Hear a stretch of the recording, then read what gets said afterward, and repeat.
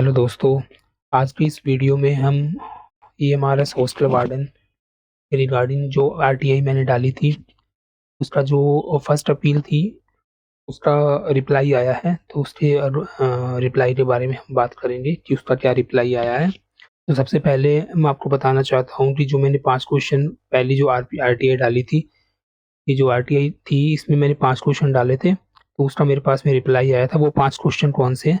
तो वो देखते हैं कि जो पहला मेरा मैंने क्वेश्चन डाला था कि जो ईएमआरएस हॉस्टल वार्डन में जो मेंस एग्ज़ाम हुआ था, उसके अंदर जो प्री के जो स्टूडेंट थे, वो जो ओबीसी कैटेगरी के कितने जो मेल कैंडिडेट थे, उनमें से जो मेल कैंडिडेट है वो कितने बच्चे पास हुए थे, ठीक है?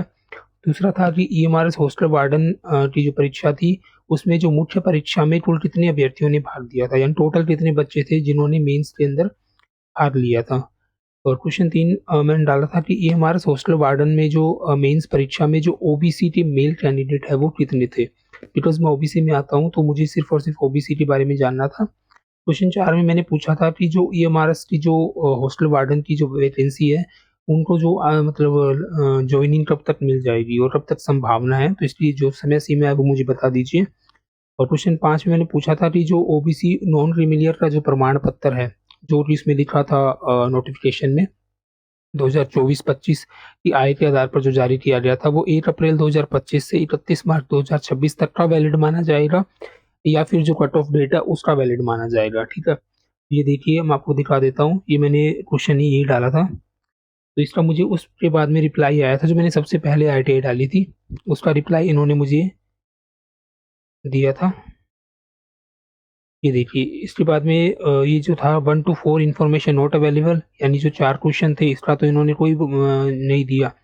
और जो 5वें के बारे में बोला था कि जो 5वां क्वेश्चन है उसके लिए आप नोटिफ़िकेशन को देखिए। तो देखिए दोस्तों, ये जो क्वेश्चन है इतने कोई महा बड़े क्वेश्चन नहीं थे कि आपके पास में डेटा ही तो आपको प्रोवाइड करवाना है ना, कि आपको यही नहीं पता है कि आपके कितने जो स्टूडेंट हैं वो परीक्षा में बैठ रहे हैं, ओबीसी के कितने स्टूडेंट बैठ रहे हैं, ओबीसी के कितने बच्चों को आपने पास किया है। और आप ये भर्ती प्रक्रिया कब तक खत्म कर दोगे? आपको कोई समय सीमा नहीं है। आप रफली आइडिया दे सकते हैं भी, हाँ, यहाँ तक हम लोग कर सकते हैं। और इन्होंने तो इस बात ये बात बोल के और बस पल्ला झाड़ दिया है कि हमारे पास में डेटा अवेलेबल नहीं है। अरे भाई, डेटा अवेलेबल आपके पास में नहीं है तो किसके पास में होगा? ये तो सोचने वाली बात है ना। तो इस जो ये जो मैंने फर्स्ट रिप्लाई जो आरटीआई थी इसका मैं सैटिस्फाई नहीं था। तो मैंने आपको उसी दिन बता दिया था कि मैंने जो फर्स्ट अपील है वो डाल दी थी। ये जो मैंने आरटीआई अपील फाइल सक्सेसफुली उस दिन हो रही थी 00137 के नाम से, 18 जून के दिन, ठीक है? इसका मुझे रिप्लाई आता है कब? ये देखिए, 22 जून 2026, यानी आज 23 23 होगी शायद। आज 23 है, तो मेरे पास में कल रिप्लाई आया था, तो कल मैं वीडियो बना नहीं पाया था।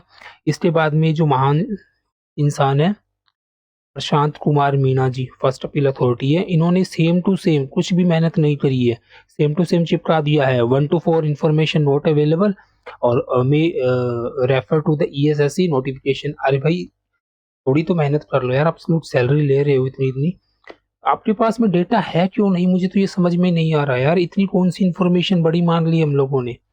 ये तो हमारा राइट है ना जानने का कि कितने कैंडिडेट ने पेपर दिया है, ओबीसी के मेल कैंडिडेट, क्योंकि जब आपने वैकेंसीज अलग अलग दे रखी है ना, इसकी ओबीसी फीमेल की अलग है, ओबीसी मेल की अलग है, जब फीमेल और मेल की अलग अलग है तो बच्चा तो पूछेगा ना आपसे। अगर आप यही नहीं बता पा रहे हो तो फिर हम क्या माने इस चीज को लेके? या तो आप काम नहीं करना चाहते हो, या फिर आपके पास में डेटा नहीं है, या फिर आप अपनी सीटें भरने के लिए किसी दूसरे तरीके से भर रहे हो। एटलीस्ट यार, बंदा आरटीआई क्यों डालता है? आरटीआई इसीलिए तो डालता है ना भी उसे उसका सेटिस्फैक्टरी आंसर मिले। चलो, ये बात तो चलो ठीक है भी, चलो आप समय सीमा नहीं बता सकते, चलो भर्ती कभी आगे जा सकती है, पीछे जा सकती है, उसका कोई चक्कर नहीं है। बट एटलीस्ट यार, ये 3 क्वेश्चन तो मेरे वैलिड थे ना। इन 3 क्वेश्चन का जवाब आपके पास में क्यों नहीं है? मैं तो ये जो फर्स्ट अपील मैंने डाली है इसका जो आंसर आया था, मैं तो इसके खिलाफ भी अभी सेकंड अपील और डालूंगा। आज रात तक मैं डाल दूंगा। तो देखिए, यही मेरे पास में इंफॉर्मेशन थी कि ये कुछ नहीं करने वाले, इनके पास में कुछ भी नहीं है। ये पता नहीं अपने आप को क्या समझ बैठे हैं, क्या नहीं समझ बैठे हैं, भगवान बचाए इनसे। तो देखिए, मैंने भी हॉस्टल वार्डन का एग्ज़ाम दिया था, तो मैं इसके लिए बहुत डेस्परेट हूँ कि जल्दी से मेरा रिज़ल्ट आ जाए। बट रिज़ल्ट का भी अभी इनको कोई अता-पता नहीं है कि कब रिज़ल्ट आएगा, कब नहीं आएगा। पहले बोल रहे थे कि ये जो कि नीट का पेपर हो गया है, उसके बाद वजह से हम रोक रखा है इन्होंने, अभी तो नीट का पेपर भी हो गया। आज 23 तारीख हो गई है, अब पता नहीं क्या कुछ सीन है इनका, क्या नहीं है, भगवान जाने। बस अपने तो क्या कर सकते हैं, वेट ही कर सकते हैं रिजल्ट के बारे में। तो आई होप सब कुछ सही हो और बस ये वैकेंसी अच्छे से कंप्लीट हो जाए। ये कहते हैं ना कि कोई मतलब सीटें बीत ना जाए, इसी बात को लेके है। और बाकी दोस्तों एक है ना जो हॉस्टल वार्डन का क्वेश्चन पेपर आया था ऑब्जेक्टिव का, उसमें मुझे 4-5 क्वेश्चन है वो मुझे अजीब से लगे। इसका मतलब सही तो आंसर कुछ और होना चाहिए और इन्होंने कुछ और मान रखा है।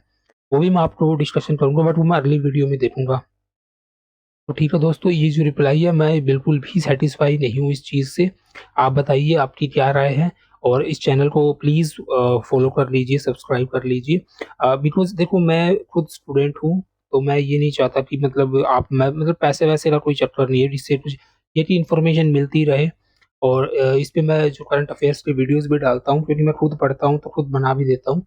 तो प्लीज़ सपोर्ट कीजिए। Thank you so much and love you all.